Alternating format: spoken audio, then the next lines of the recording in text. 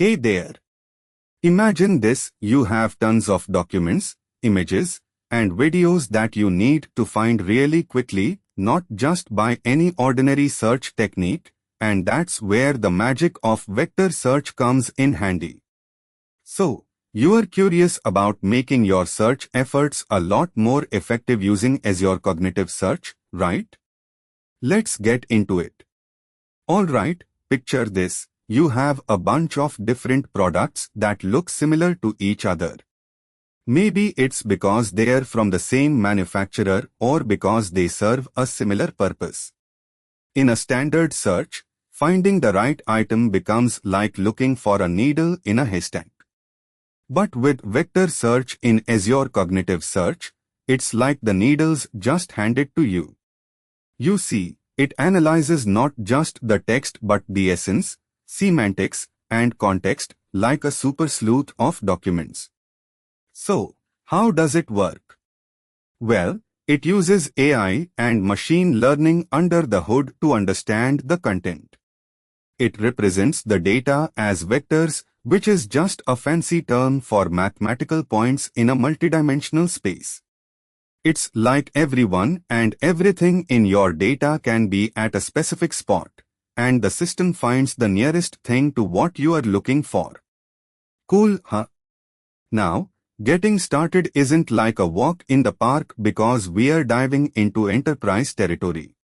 We've got to set up the Azure environment, create a new search service, link it to your data, and define what makes each piece unique as you search for it in this space.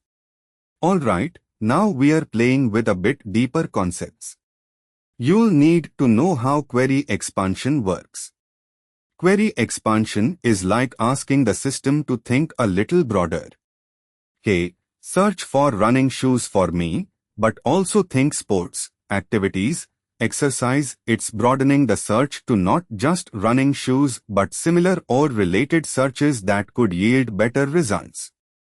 Oh, and let's not forget about semantic search. This is where the real juice is because it understands natural language. Imagine asking what is the best dog leash that doesn't break. The system gets the sense and context, making search results that actually understand the intent. Now, troubleshooting gets personal sometimes. If your system isn't giving you expected results, you gotta dig deeper. Could it be the way vectors are computed?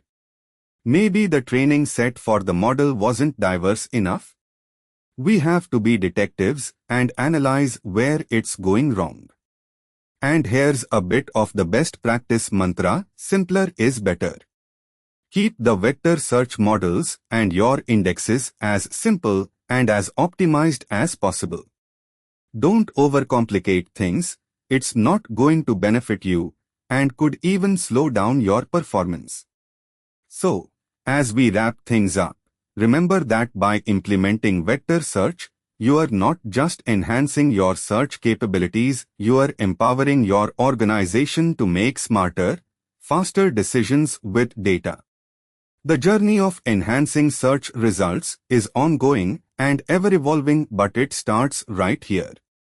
Oh, and if my voice is your guide, I'd love for you to check out more of my insights at neeraj.qzz.io and smash play on my YouTube channel.